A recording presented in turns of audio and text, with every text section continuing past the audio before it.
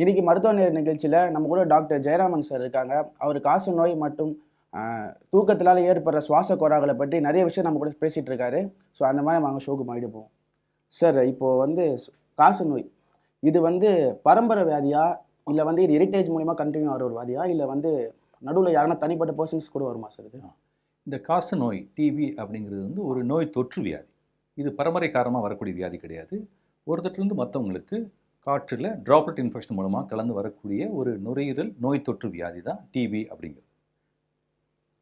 Sir ஒரு நிமிஷம் sir, கால் இருக்காங்க. ஹலோ சார், வணக்கம் சார். Hello sir. சார் வணக்கம் சார், என்னுடைய பேர் வந்து ஸ்ரீதர் சார். வணக்கம் சார், சொல்லுங்கள் சார். டாக்டர் இருக்காங்க, உங்களை டவுட்டை கேளுங்க சார். சொல்லுங்கள் ஸ்ரீதர் சார். சார் வந்து எனக்கு வந்து ஒரு 1 இயர்க்கு முன்னாடி வந்து ஒரு 2 நாள் வந்து வரத்தேர்மல் வந்துச்சு. சரி. செக் பண்ணி பார்த்தீங்கன்னா சொல்லிட்டு மூச்சு அடிச்சுட்டு வரத்தேர்மல் மட்டும் வந்துச்சு. ஸோ அதனால வந்து எதுவும் இல்லை அப்படின்னு சொல்லி அனுப்பிச்சிட்டாங்க. மறுபடியும் நான் ஒரு டாக்டர் கிட்ட கன்சல்ட் பண்ணும்போது ஒரு டெஸ்ட் எல்லாம் பண்ணி பார்த்துட்டு வந்து எனக்கு இந்த ரைட் சைடு நோஸ்ல வந்து சதை வளர்ந்துருக்கு, சர்ஜரி பண்ணணும் அப்படின்னு சொன்னாங்க. சர்ஜரி பண்ணா உங்களுக்கு மூச்சு பிரச்சனை வராதுன்னு சொல்லிட்டு. ஆனா வந்து இப்ப நான் தலைமையில துண்டு எதுவும் போடாம பனியில வெளியே போயிட்டு ஒண்ணு வந்து படுத்தாவே அப்படியே மூக்கு அடிச்சுக்குது, தும்மல் வந்துட்டே இருக்கு. ஸோ இந்த மாதிரி ப்ராப்ளம் இருக்கு. மூச்சு விட கஷ்டமா இருக்கு. ஏன்னா ஸ்வீட்டான பொருள் சாப்பிட்டாலே மூச்சு அடிச்ச மாதிரி இருக்கு, ஏப்பம் வர மாதிரி அப்படியே மூச்சு அடிச்சுட்டு அப்படியே ஸ்ட்ரக் ஆகுது. அதான் இது வந்து அலர்ஜியின் காரணமாக வரக்கூடிய உங்களுக்கு வந்து மூச்சுப்பாதை, மூக்குக்குள்ளே வந்து சைனஸ், அந்த பாலிப் உங்களுக்கு இருக்குது. அதனால இந்த டர்பினேட் எல்லாம் ஹைப்பர்ட்ரோஃபியாக இருக்குது. அதனால சத வளர்ச்சி உங்களுக்கு இருக்குது. இது முக்கியமாக பார்த்தீங்கன்னா உங்களுக்கு இந்த அலர்ஜியின் காரணமாக மற்றும் நோய் தொற்றின் காரணமாக இந்த சீசனில் வரக்கூடிய உங்களுக்கு ஒரு அலர்ஜி கட்டி உள்ள இருக்குது. அது வந்து ரொம்ப அதிகமாக இருக்குது, அதிகமாக மருந்து கொடுத்து உங்களுக்கு அந்த கட்டி கரையில் பாலிப் அதிகமாக இருக்குது அப்படின்னா இஎன்டி மருத்துவர் அணுகும்போது அவங்களுக்கு ஒரு ஆப்ரேஷன், ஒரு சிறிய அறுவை சிகிச்சை பண்ணுவாங்க. அது பண்ணும்போது மூச்சுப்பாதை அடைப்பு, அந்த பாலிப்பானது வந்து ரிமூவ் பண்ணிட்டாங்க. உங்களுக்கு ஃப்ரீயாக உங்களுக்கு ப்ரீதிங், மூச்சு நல்லா சுவாசம் ஈஸியாக இருக்கும் உங்களுக்கு. அதனால் இஎன்டி மருத்துவர் அணுகி பார்க்கும்போது அவங்க அந்த நேசல் ட்ராப் ஸ்ப்ரேலாம் கொடுத்து பார்ப்பாங்க. அதில் குறையிலன்னா ஒரு சிறிய அறுவை சிகிச்சை, எண்டோஸ்கோபிக் சைனஸ் சர்ஜரி பண்ணால் உங்களுக்கு அது நல்ல குணமாயிடும். Okay sir. Okay sir. நன்றி சார். நன்றி சார். சார், இப்போ இந்த காச நோய் அது வந்து ஸ்டார்டிங் ஸ்டேஜ் எப்படி சார் கண்டுபிடிக்கிறது? நமக்கு காச நோய் வந்துச்சுன்னு சொல்கிறது. இந்த காச நோய் அப்படிங்கிறது வந்து டிபி அப்படிங்கிற ஒரு டியூபர்குலர் பேசில் பாக்டீரியானால வரக்கூடிய ஒரு நோய் தொற்று வியாதி. இந்த நோய் தொற்று வியாதி வந்து பெரும்பாலும் வந்து சிம்டம்ஸ், அறிகுறிகள் வந்து வெளியே தெரிய ஆரம்பிக்கும். முக்கியமாக நுரையீரல் அதை தாக்கும்போது மிக முக்கியமான ஆர்கன் நுரையீரல் அஃபெக்ட் ஆகிறதுனால நுரையீரல் டிபி, பல்மனரி டிபி அப்படிமா, பிடி அப்படிங்கிறது. இந்த அறிகுறிகள், டிபிக்கு அறிகுறிகள் பார்க்கும்போது பார்த்தீங்கன்னா ஒரு ஒரு ஒரு லேசான ஜுரம், ஈவினிங் ரைஸ் ஆஃப் டெம்பரேச்சர், ஜுரம் இருக்கும், இருமல் இருக்கும். ஸோ இதெல்லாம் இருமல், மிக முக்கியமாக இருமல், சளி, உடல் இழப்பு, வெயிட் குறைப்பு இதனால் இருக்கும். இப்போ இந்த சார் ஒரு மைண்ட் கால் இருக்காங்க. சொல்லு சார். ஹலோ சார் சொல்லுங்க. வணக்கம் சார், சொல்லுங்கள் சார், உங்கள் பேர்? சார் நைட்டு படுக்கும்போது விக்கல் மாதிரி வருது சார். அது விக்கல் வந்தால் மூச்சு அப்படியே அடைக்கிற மாதிரி இருக்கு சார்.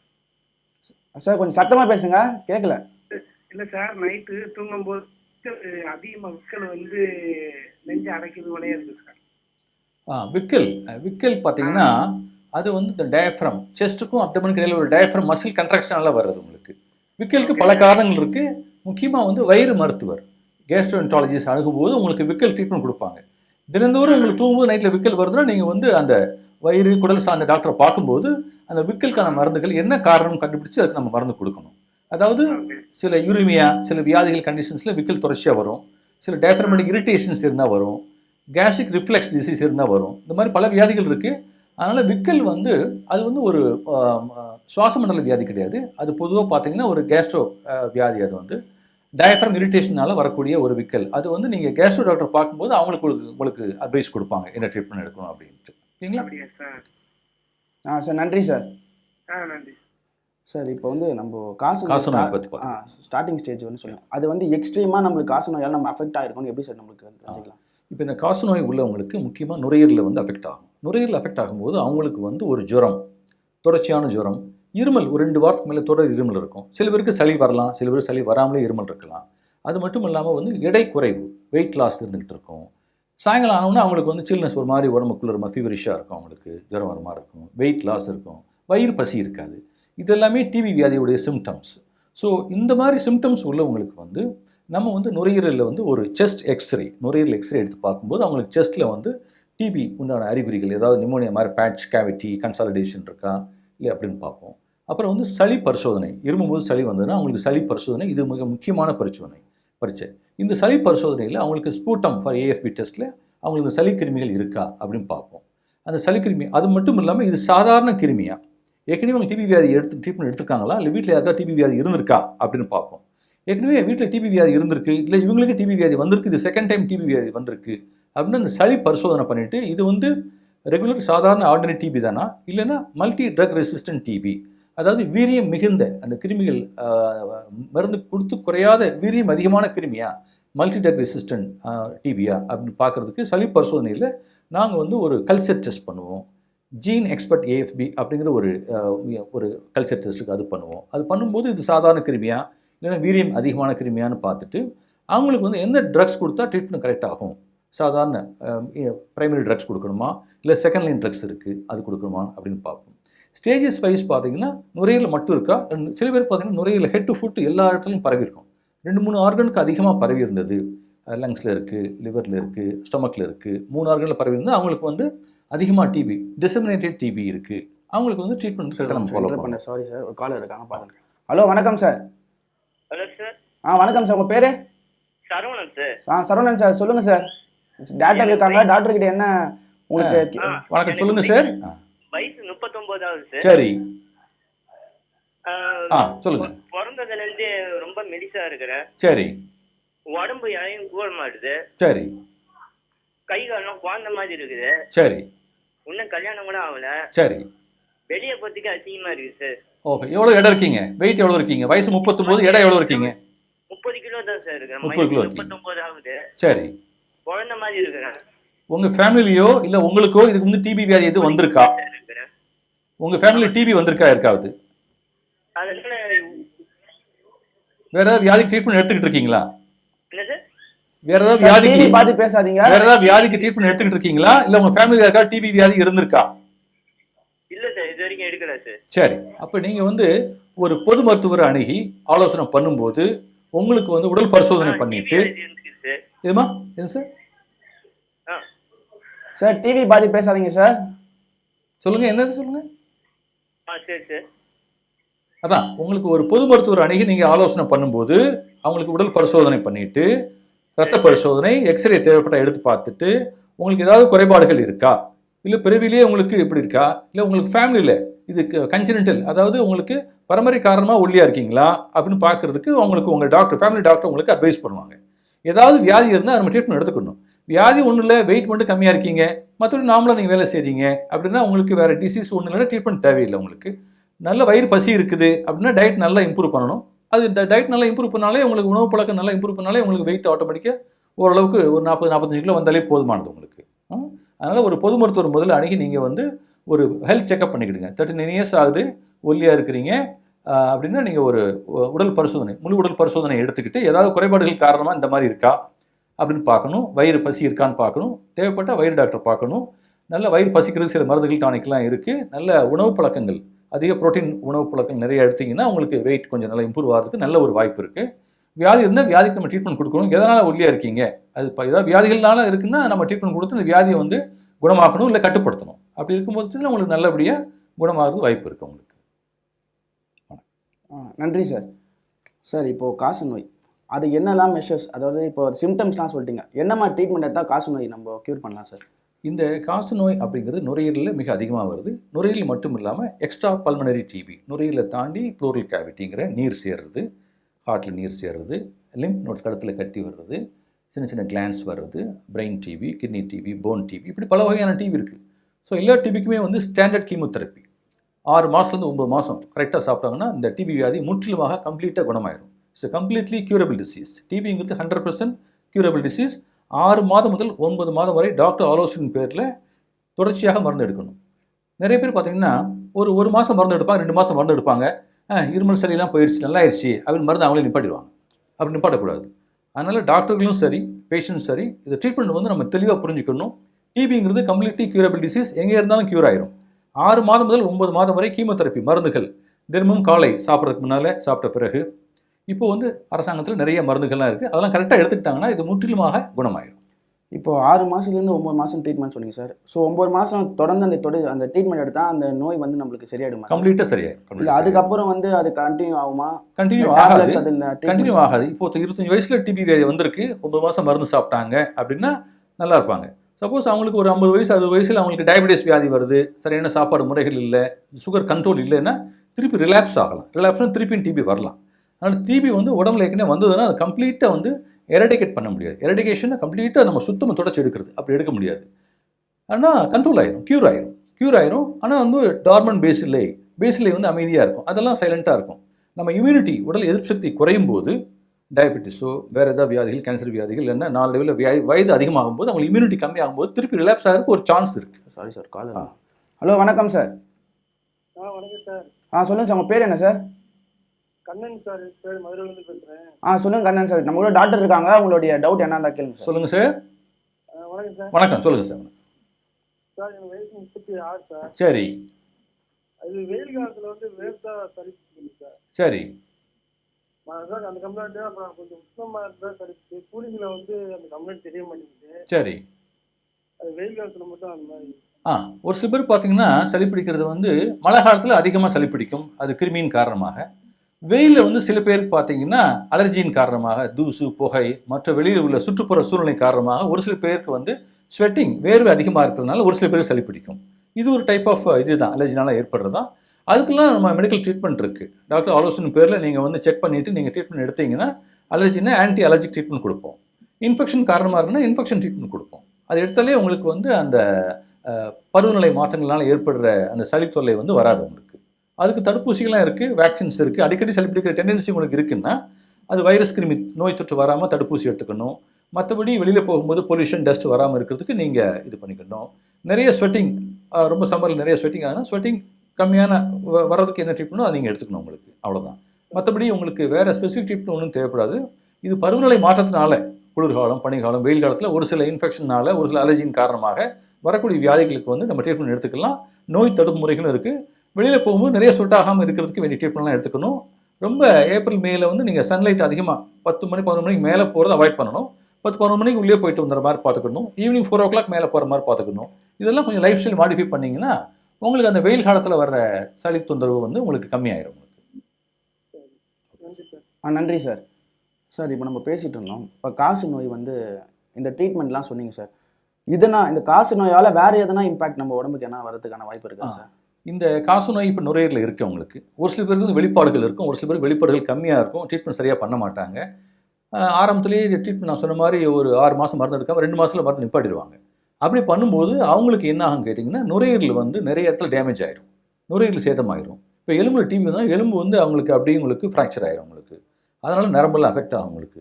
இந்த டிபி வியாதினால நிறைய காம்ப்ளிகேஷன்ஸ் இருக்குது, மற்றவங்களுக்கு பரவும், அது மிக முக்கியமான ஒன்று. அவங்களும் சரியாக மருந்து எடுக்கலைன்னா அவங்களுக்கு சாதாரண டிபியிலிருந்து மல்டி ட்ரக் ரெசிஸ்டன்ட் மருந்துகள் வந்து வேலை செய்யாத டிபியாக மாறிடும். அப்போ நிறைய மருந்துகள் எடுக்க வேண்டியிருக்கும், அதிக நாள் மருந்து எடுக்க வேண்டியிருக்கும். அந்த மருந்துகள் வந்து நிறைய சைடு எஃபெக்ட்லாம் உண்டு. அதனால் இந்த டிபி வியாதிக்கு வந்து கரெக்டாக மருந்து எடுக்கணும். மருந்து எடுக்கலைன்னா மற்ற காம்ப்ளிகேஷன்ஸ், ரெஸ்பிரேட்டரி ஃபெயிலியர் ஆயிரும், இல்லைன்னா க்ரானிக் லங் டிசீஸ் வந்துடும். நம்ம பிடி சிக்யூலேன்னு சொல்லுவோம். சிக்யூலேன்னா அந்த டிசீஸ் வந்ததுனால சில டேமேஜ் லங்ஸில் ஏற்பட்டுரும். அதனால் அவங்களுக்கு வந்து லைஃப் லாங்காக வந்து இந்த ப்ராங்கிக்டிசிஸ்னால ஃபைப்ரோசிஸ்னால அவங்களுக்கு லாங் டேர்ம் ட்ரீட்மெண்ட் லைஃப் லாங்காக எடுக்க வேண்டியிருக்கும். ஸோ யாருக்கெல்லாம் டிபி லங்ஸில் வந்திருக்கோ அவங்களுக்குலாம் திருப்பி சளி பிடிக்கக்கூடிய டெண்டன்சி அதிகமாக இருக்கும், திருப்பி டிபி வர டெண்டன்சி அதிகமாக இருக்கும். அந்த டிபி தழும்புலேருந்து ஆறுன அந்த தழும்புலேருந்து சில பேருக்கு கேன்சர் கூட வர வாய்ப்பு இருக்குது. அதனால் பீரியடிக்கலாக செக்அப் வச்சுக்கணும், உடல் நல்லா ஹெல்த்தியாக பார்த்துக்கணும். மது பழக்கம், சிகரெட் பழக்கம், தூசி புகை உள்ள இதெல்லாம் அவாய்ட் பண்ணணும். நல்ல டயட் எடுத்துக்கணும். இம்யூனிட்டி உடலில் எதிர்ப்பு சக்தி குறையாமல் பார்த்துக்கணும். நோய் எதிர்ப்பு சக்திக்கு சில தடுப்பூசிகள் இருக்குது. கிருமி தொற்று தடுப்பூசி இருக்குது, வைரஸ் தடுப்பூசி இருக்குது, நிமோனியா தடுப்பூசி இருக்குது. இதெல்லாம் எடுத்துக்கிட்டாங்கன்னா அவங்களுக்கு நல்ல முறையில் லங்ஸை வந்து பாதுகாக்கலாம்.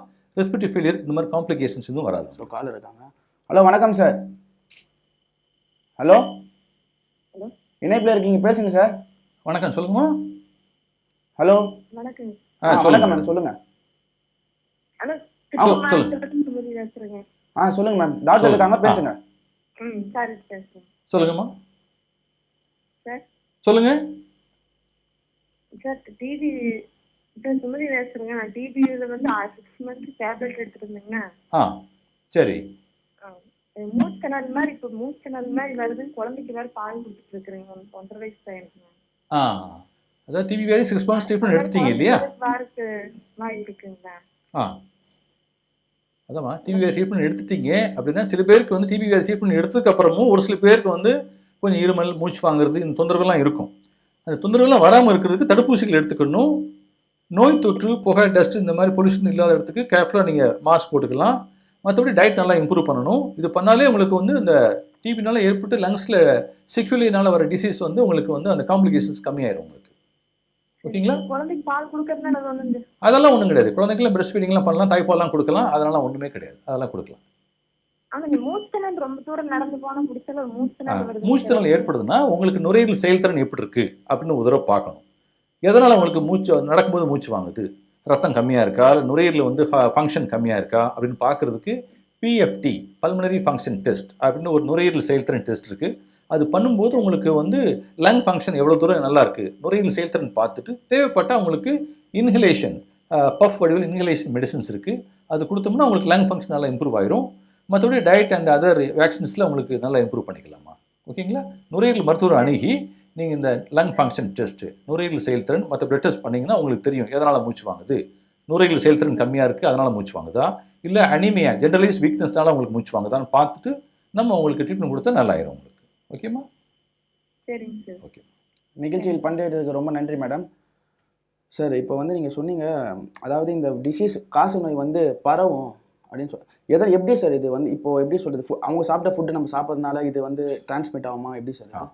இந்த காசநோய் வந்து இருமும்போது, தும்மும்போது, காற்றில் வந்து ஒரு தடவை காஃப் பண்ணும்போது அவங்க லட்சக்கணக்கான கிருமிகள் வெளியே வரதுனால சுவாசம் அப்படியே இருக்கும், காற்றில் இருக்கும். அதை வந்து இன்னொருத்தர் சுவாசிக்கும் பொழுது அந்த காற்றில் உள்ள கிருமி உள்ள லங்ஸில் போய் அவங்களுக்கு பிளட்டில் கலந்து, லிம்ஃப் நோடில் கலந்து, அதனால் ஏற்படுற இம்யூனிட்டி குறைவான வியாதி தான் டிபி வியாதி அப்படிங்கிறது. இது சாப்பிட்றதுனாலையோ தொடுறதுனாலையோ வரக்கூடிய வியாதி கிடையாது. இது வந்து கான்டேஜியஸ் அப்படின்னா இப்போ டச் பண்ணனால வரக்கூடிய வியாதி கிடையாது. இது வந்து ட்ராப்லெட் இன்ஃபெக்ஷன், ஏரோசல்னா ஏர்பார்ன், காற்றில் சுவாசிக்கும் போது ஒருத்தருக்கு ஒருத்தருக்கு இருமல் மூலமாக, தும்மல் மூலமாக வரக்கூடிய ஒரு நோய் தொற்று வியாதி, காற்றின் மூலமாக வரக்கூடிய நோய் தொற்று வியாதி தான் டிபி அப்படிங்கிறது. மற்றபடி சாப்பிட்றதுனால அதெல்லாம் ஒன்றும் கிடையாது. நார்மலாக வழக்கம் போல் சாப்பிடலாம். அதுக்காக தனி பிளேட்டு தான் சாப்பிட்ணும், தனி ரூமில் இருக்கணும் அப்படின்னு கிடையாது. தனி ரூமில் எப்போ இருக்கணும்னா டிபி வந்து அதிகமாக இருக்குது, அவன் இரும்போது சளியில் நிறைய கிருமி வருது, அவங்களுக்கு வந்து முதல்ல ஆரம்பத்தில் ஒரு 10 days 15 days வந்து ரெஸ்பிரேட்டரி ஐசோலேஷன் தேவைப்பட்டால் கொடுக்கலாம். அது கூட தேவையில்லை. அவங்களுக்கு வந்து ஹைஜீனிக்காக எப்படி சுகாதாரமாக இருமும்போது வாயில் வந்து மூக்கு வாயை துணி வச்சுட்டு இருமணும், சளி வந்தால் சேஃபாக டிஸ்போஸ் பண்ணிவிட்டு ஸ்ப்ரெட் பண்ணி நல்லா டிஸ்போஸ் பண்ணணும் அப்படிங்கிற உங்களுக்கு ஹைஜீன் மெத்தட் சொல்லி கொடுத்தாலே போதும். உங்களுக்கு சுகாதாரமான முறையில் இந்த காஃப் ஹைஜீன் ஃபாலோ பண்ணாலே அவங்களுக்கு வந்து மற்றவங்களுக்கு பரவ ரேட் வந்து கம்மியாயிரும். ட்ரீட்மெண்ட் ஒழுங்காக எடுக்கணும். இப்போ டிபி வியாதி உள்ளவங்களுக்கு ட்ரீட்மெண்ட் ஒழுங்காக எடுத்தால் அந்த இரும்போது கூட அந்த கிருமி வந்து வெளியில் வராது. அவங்களுக்கு எல்லா கிருமியும் மருந்துலேயே அவங்களுக்கு அழிஞ்சு போகிறதுனால இரும்போது சாதாரண தான் வருவார். அதனால் அவங்களுக்கு பரவக்கூடிய வாய்ப்புகள் கம்மியாயிரும். எப்போ இருமுனாலும், யார் எப்போ இருமுனாலும், அது டிபியோ இல்லை டிபி இல்லாத வியாதியோ எது இருந்தாலும் இருமும்போது வாயில் துணி வச்சுக்கிட்டு இல்லை கர்ச்சிப் வச்சுக்கிட்டு இல்லை டிஷ்யூ பேப்பர் வச்சுக்கிட்டு தான் இருமணும். அதுதான் சேஃப் ஹைஜீனிக் வே ஆஃப் காஃபிங். அது பண்ணுறதுனால மற்றவங்களுக்கு தேவையில்லாமல் கண்டாமினேஷன் ஆகாது. அவங்க அந்த காற்றை சுவாசிக்கும் போது அவங்களுக்கு இந்த வியாதி வராமல் இருக்கும். அதனால் வந்து இந்த மாதிரி ஹைஜீனிக் மெஷர்ஸ் ஃபாலோ பண்ணணும். தடுப்பூசிகள் போட்டுக்கணும், நல்ல ஃபுட், ஹெல்த்தி ஃபுட்ஸ் எடுக்கணும், பேட் ஹேபிட்ஸ், ஆல்கஹால், இந்த மாதிரி மது பழக்கம், மற்றபடி புகைப்பழக்கம் இல்லாமல் இருக்கணும், சுத்தமான காற்றை சுவாசிக்கணும், சுற்றுப்புறங்கள் நல்லா வச்சுக்கிடணும். இதெல்லாம் மிக முக்கியமான ஒரு டிபி ட்ரீட்மெண்ட். சார், காலர் இருக்காங்க. ஹலோ, வணக்கம் சார். வணக்கம் சார். சொல்லுங்கள் சார், உங்கள் பேர் சார்? சுரேஷ் சார். சொல்லுங்கள் சார், டாக்டர் இருக்காங்க, பேசுங்க. சொல்லுங்க சார். சார், இந்த டிபி இருந்துச்சு சார். சரி. அது நான் செக்அப் பண்ணி டாக்டர் பார்த்து 10 வருஷம் ஆயிடுச்சு சார். சரி. சரியாயிடுச்சுட்டாங்க. சரி. அதுக்கடுத்து பார்க்கவே இல்லை. அது இப்போ வந்து எனக்கு முதுகு கால்களெல்லாம் வலிக்குது சார். சரி. முதுகு புடங்கிக்கலாம். அதனால சார். உங்களுக்கு இப்போ வயசு என்ன சார்? எனக்கு 42 சார். 42. 10 வருஷம் ஆச்சு டிபி வியாதி வந்து இல்லையா? ஓகே. நீங்கள் வந்து எடுத்துட்டு அதுக்கடுத்து பார்க்கவே இல்லை. சரி, நீங்கள் ஒரு தடவை செக்அப் பண்ணிக்கிடுங்க. அதாவது health checkup, master health checkup, முழு உடல் பரிசோதனை ஒரு ஹாஸ்பிட்டலில் இல்லைன்னா கிளினிக்ஸில் லேபில் போய் நீங்கள் ஒரு டாக்டரை பார்த்து ஒரு முழு உடல் பரிசோதனை பண்ணிக்கிடுங்க. ஒரு x-ray, blood test, ECG, basic test பண்ணுவாங்க. இல்லை தேவைப்பட்டால் பொது மருத்துவர் அணுகி நீங்கள் பார்க்கும்போது பேசிக்காக பிளட் டெஸ்ட் அண்ட் எக்ஸ்ரே பார்த்தாலே எப்படி இருக்குன்னு தெரியும். உங்களுக்கு வேறு ஏதாவது இருமல் இருக்கா, சளி இருக்கான்னு கேட்கும்போது உங்களுக்கு அதில் தெரிய ஆரம்பிச்சிடும். அதனால் ஒரு 40 வயசுக்கு மேலே ஆனாலே ஆண்டுதோறும் வந்து ஒரு முழு உடல் பரிசோதனை, மாஸ் ஹெல்த் செக்அப் பண்ணுறது நல்லது. அப்படி பண்ணும்போது வந்து நம்ம உடம்புல வந்து ஏதாவது டிசீஸ் இருந்தால் ஆரம்பத்துலேயே நம்ம கண்டுபிடிச்சிடலாம். நெஞ்சு வேற படபடன்னு அடிக்கும் சார். ஆமாம், அப்படி இருக்கும் பட்சத்தில் உங்களுக்கு வந்து இசிஜி ஒன்று எடுத்து பார்க்கணும். ஹார்ட் ரேட் அதிகமாக இருக்குது எதனாலும் பார்க்கணும். படபடப்பு ஏன் வருதுன்னு பார்க்கணும். வேறு புகைப்பழக்கம் அதெல்லாம் ஒன்றும் இல்லையே உங்களுக்கு? இல்லை, அதெல்லாம் இல்லைங்க சார். ஓகே. பொதுவாக நான் வந்து படபடப்பு இருக்குன்னா உங்களுக்கு ஹார்ட் ரேட் ஏன் அதிகமாக இருக்குது அப்படின்னு பார்க்குறதுக்கு வந்து simple ECG test, echo test பண்ணி பார்க்கும்போது தெரியும் ஏன் படபடப்பு இருக்குது அப்படின்ட்டு. அதனால் நீங்கள் வந்து ஒரு டாக்டர் அணுகி முழு உடல் பரிசோதனை, மாசுகள் செக்அப் பண்ணும்போது உங்களுக்கு ஏதாவது வியாதி இருந்தால் நம்ம கண்டுபிடிச்சிடலாம். முதுகுவலி அதனால காரணம் இல்லை. முதுகுவலி வந்து எதனால் ஏற்படுது? எலும்புகள் ஏதாவது தேய்மானம் இருக்கா, எலும்பு தேய்வு இருக்கா, டிஸ்க் ப்ரொலாப்ஸ் மாதிரி இருக்கா, இல்லை உங்களுக்கு மசில் வீக்னஸா, இல்லை ஜென்ரலைஸ் வீக்னஸ் இருக்கா, ஏன் முதுகுவலி வருது? முதுகுவலின்னா 2 பக்கமும் ஒரு பக்கம் இருக்கா, அந்த தேவைப்பட்டால் எக்ஸ்ரே ஏதாவது எடுத்து பார்க்கணுமா அப்படின்னு நீங்கள் டாக்டர் அணுகும்போது உங்களுக்கு டெஸ்ட் பண்ணும்போது தெரியும் எந்த இடத்துல வலிக்கு, கரெக்டாக என்ன டயக்னோசிஸ் எப்படி பின் பாயிண்ட் பண்ணணும்னு அவங்களுக்கு தெரியும். அதன் மூலமாக நீங்கள் வந்து டாக்டர் ஆலோசனை ஃபாலோ பண்ணீங்கன்னா உங்களுக்கு காரணம் கண்டுபிடிச்சி அதுக்கு தக்க நம்ம வைத்தியம் பார்த்துக்கலாம். ஓகேங்களா? சரிங்க சரிங்க சார். Thank you sir. நன்றி சார், நன்றி சார். சார் இப்போ வந்து காசு நோய் இது வந்து நம்ம ட்ரீட்மெண்ட் எடுக்காமல் விட்டால் உயிரிழப்பு எதனா பாதிப்பு இருக்கும் சார்? இந்த காசு நோய் பார்த்தீங்கன்னா பெரும்பாலும் நம்ம ட்ரீட்மெண்ட் எடுக்காமல் விட்டால் நுரையீரலில் இப்போ டிபி இருக்குது, காசு நோய் இருக்குது, அவங்களுக்கு ட்ரீட்மெண்ட் எடுக்கல, அவங்க அதை மறந்துட்டாங்க, அப்படி இருக்காங்க. ஆனால் தொந்தரவு இருக்குது, இருமிட்டே இருக்காங்க. அப்படி இருந்தால் அதோட காம்ப்ளிகேஷன்ஸ் நுரையீரலில் அரிப்பு ஏற்பட்டு நுரையீரலில் வந்து கேவிட்டி ஓட்ட ஃபார்ம் ஆகி நுரையீரலில் அவங்களுக்கு நீர் சேர்ந்து நுரையீரல் பூரா அவங்களுக்கு அழுகி போயிடும். இதனால் வந்து அவங்களுக்கு நுரையீரல் செயலிழந்துடும். நுரையீரல் வந்து மிக முக்கியமான ஒரு உறுப்பு, சுவாச உறுப்பு. ஆக்சிஜன் உள்ளே போகிறது, CO2 வெளியில் வரது பண்ணக்கூடிய மிக முக்கியமானது. இந்த நுரையீரல் டேமேஜ் ஆயிடுச்சு அப்படின்னா அவங்களுக்கு நுரையீரல் வந்து செயலிழப்பு ஏற்படும், செயல் இழந்துடும். செயல் இழந்ததுன்னா ரெஸ்பிரேட்டரி ஃபெயிலியர் ஆயிடும், அவங்களுக்கு ஆக்சிஜன் டெஃபிஷியன்சி ஆயிரும், மூச்சு விட சிரமப்படுவாங்க, நடக்கவே முடியாது. அந்த பட்சத்தில் அவங்களுக்கு ஆக்சிஜன் ரொம்ப தீவிர சிகிச்சைலாம் கொடுக்க வேண்டியிருக்கும். கிருமி அதிகமாக இருக்கிறதுனால அவங்களுக்கு வந்து நிறைய ஆன்டிபயோட்டிக் மருந்துகள், டிபி மருந்துகள் நல்ல டோஸ் கொடுக்க வேண்டியது இருக்கும். இதனால் ட்ரீட்மெண்ட் பண்ணாமல் விட்டால் உயிருக்கு ஆபத்தாயிரும். உயிருக்கு ஆபத்து மட்டும் இல்லை, மற்ற ஆர்கன் டேமேஜ் ஆயிரும், மற்றவங்களுக்கும் டிபி இன்ஃபெக்ஷன்ஸ் வந்து பரவ ஆரம்பிச்சிடும். இதனால் வந்து உயிரிழப்பு, நுரையீரல் செயலிழப்பு, பல விதமான இது இருக்குது. சரி, இரும்போது வந்து பிளட் காஃபிங் அவுட் ஆஃப் பிளட், ஹிமாப்டைஸ்ன்னு சொல்லுவோம், ரத்தமாக வரும் அவங்களுக்கு. அதுக்கு எல்லாமே ட்ரீட்மெண்ட் இருக்குது. ஒரு சில பேருக்கு வந்து ரத்தம் ரொம்ப அதிக அளவில் வந்ததுன்னா அது நுரையீரலில் ஃபுல்லாக ரத்தம் தேங்கி அவங்களுக்கு அந்த மூச்சு முட்டி அவங்க இறந்துருவாங்க. ஸோ இந்த ட்ரீட்மெண்ட் அப்படின்னு பார்க்கும்போது வந்து கம்பல்சரியாக எல்லாருமே டிபிக்கு ட்ரீட்மெண்ட் வந்து 6 மாதம் முதல் 9 மாதம் வரை டாக்டர் ஆலோசனை பேரில் கரெக்டாக நம்ம ஃபாலோ பண்ணணும். டிபி வியாதி முற்றிலுமாக குணப்படுத்தக்கூடிய வியாதி, அதில் எந்த டவுட்டும் கிடையாது. டாக்டர் ஆலோசனை பேரில் கரெக்டாக மருந்து எடுக்கணும், செக்அப் கரெக்டாக வச்சுக்கணும். ட்ரீட்மெண்ட் எடுக்காமல் விட்டால் அவங்களுக்கும் உடலுக்கு ஆபத்து, உயிருக்கு ஆபத்து, மற்றவங்களுக்கும் டிசீஸ் வந்து ஸ்ப்ரெட் ஆகும். ஒருத்தர் மற்றவங்களுக்கு நிறைய பேருக்கு ஸ்ப்ரெட் ஆகும். யாருக்கெல்லாம் பார்க்காங்க, வீட்டுக்கு வராங்க, அவங்க பார்க்குறாங்க, ஆஃபீஸில் இருக்காங்கன்னா அவங்களும் இரும்போது ஸ்ப்ரெட் ஆகி மற்றவங்களுக்கும் வந்து கம்யூனிட்டி ஸ்ப்ரெட்னால நிறைய பேருக்கு வந்து இன்ஃபெக்ஷன் ரேட் ரொம்ப அதிகமாகும். அதனால் அவங்களுக்கும் வந்து தேவையில்லாமல் அவங்களுக்கு ஹெல்த் ப்ராப்ளம் வரும். அதனால் நிறைய மிஸ்டேக். சாரி சார், கால் இருக்காங்க. ஹலோ, வணக்கம் சார். ஹலோ சார், சொல்லுங்கள் சார். ஹலோ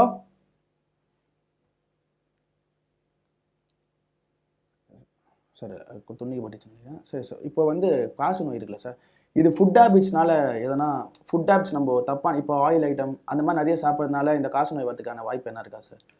இந்த காசு நோய் வந்து புரோட்டீன் உணவு சத்து கம்மியாக இருக்குது, அதனால் இம்யூனிட்டி கம்மியாக இருக்குது அப்படின்னா அவங்களுக்கு வந்து வரக்கூடிய வாய்ப்புகள் மிக அதிகம். அதனால் இந்த டிபி காசு நோய் உள்ளவங்களுக்கு நாங்கள் வந்து ஹை புரோட்டீன் டயட், புரதச்சத்து உணவு அதிகமாக கொடுப்போம். இந்த புரதச்சத்து உணவு அதிகமாக இருக்கிற சாப்பாடு முறையில் வந்து பால், முட்டை, பருப்பு, சுண்டல் இதெல்லாம் வந்து புரதச்சத்து மிக அதிகமாக இருக்குது. நான் வெஜிடேரியன் டயட்னா ஃபிஷ், சிக்கன் இதெல்லாம் நாங்கள் வந்து அலோவ் பண்ணுறோம். ஒரு கால் இருக்காங்க. ஹலோ, வணக்கம் சார். வணக்கம் சார். சொல்லுங்கள் சார், உங்கள் பேர் என்ன சார்? சார், என் பேர் ராஜு சார், திருவண்ணாமலேருந்து பேசுகிறேன் சார். சொல்லுங்கள் வணக்கம், சார். சொல்லுங்க டாக்டர் சார். இருக்காங்க, உங்கள் டவுட் என்ன கேளுங்க சார். சார்